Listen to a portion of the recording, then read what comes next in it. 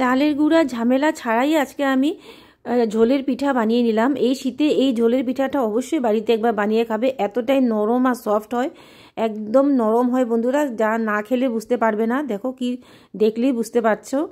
এই 2 কাপ সুজি, 1 কাপ ময়দা আমি এখানে কড়াইয়ের মধ্যে, খালি কড়াইয়ের মধ্যে ভেজে নেব। সামান্য একটু নুন আর 2 চামচ চিনি দিয়ে ময়দাটা ভেজে 1 কাপ জল দিয়ে ভিজিয়ে রেখে দেব।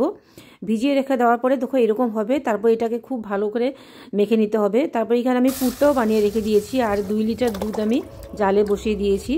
একটু তেজপাতা আর অল্প এলাচ গুঁড়ো দিয়ে জালে বসিয়ে দিয়েছি। আর এখানে এই যে আটাটাকে খুব ভালো করে মেখে নিতে হবে। মেখে নিয়ে খুব, আমি বেশিক্ষণ দেখাতে পারবো না, কিন্তু খুব অনেকক্ষণ মেখে নিতে, 5-7 মিনিট মেখে নিয়ে তারপরে এভাবে পুর ভরে ভরে সবগুলো পুলি পিঠা বানিয়ে নিয়েছি।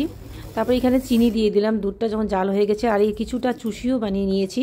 দেখো এইভাবে চুষি বানিয়ে নিয়েছি, কিছুটা চুষি কিছুটা পুলি এইভাবে বানিয়ে নিয়েছি। নিয়ে তারপরে আমি সবগুলো দুধে দিয়ে দেবো। দুধটা একটু এর মধ্যে ঘনও হয়ে গেছে। আর এই রেসিপিটা কিন্তু ঠান্ডা হওয়ার পরে অনেকটা ঘন হয়ে যায়। তারপরে 10 থেকে 15 মিনিট আমি এটা জাল করে নিয়েছি, তারপরে নামিয়ে ফেলবো। যদি ভালো লেগে থাকে অবশ্যই লাইক করবে, সাবস্ক্রাইব করবে, আর বাড়িতে অবশ্যই বানিয়ে খাবে।